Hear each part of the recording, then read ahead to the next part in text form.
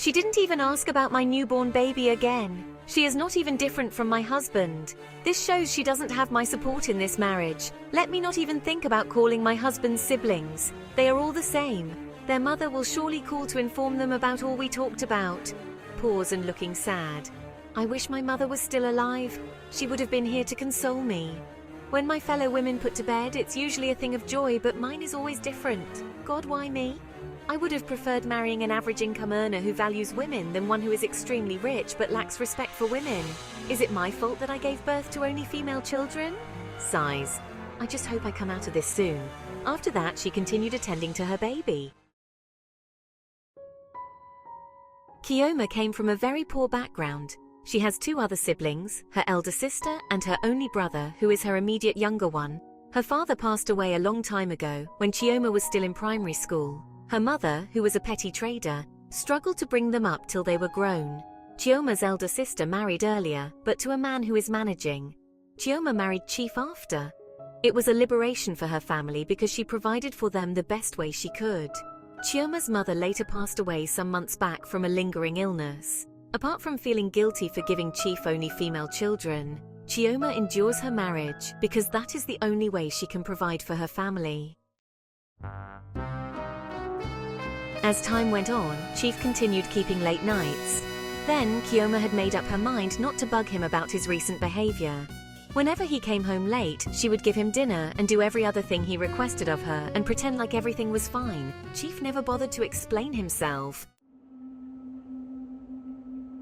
So, one evening he came back late as usual. From his looks, one could easily tell he was happy. He didn't ask for anything from his wife, not even a little food. I hope everything is all right, Chief. Yes, I don't need any food.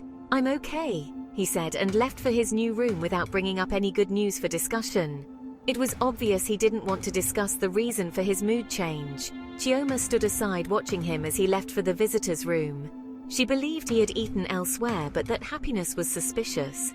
He hadn't been that joyous in recent times, not like Chioma didn't like the changes.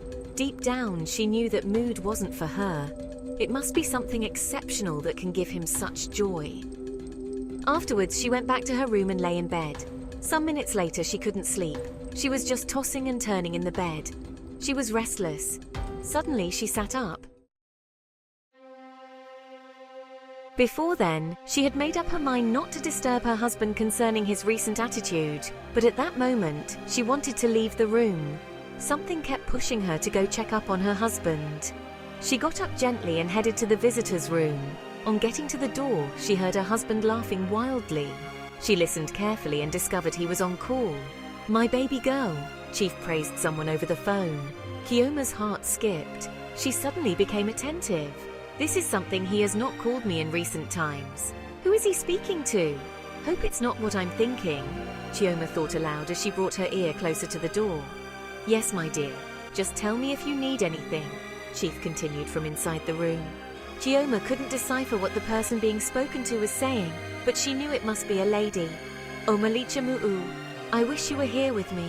You are the only one who makes me happy. I can't wait to see you again." Chioma was so disappointed and overwhelmed. All of a sudden, Chief laughed hysterically. The sound of the laughter was like a sharp sword targeted at Chioma's heart.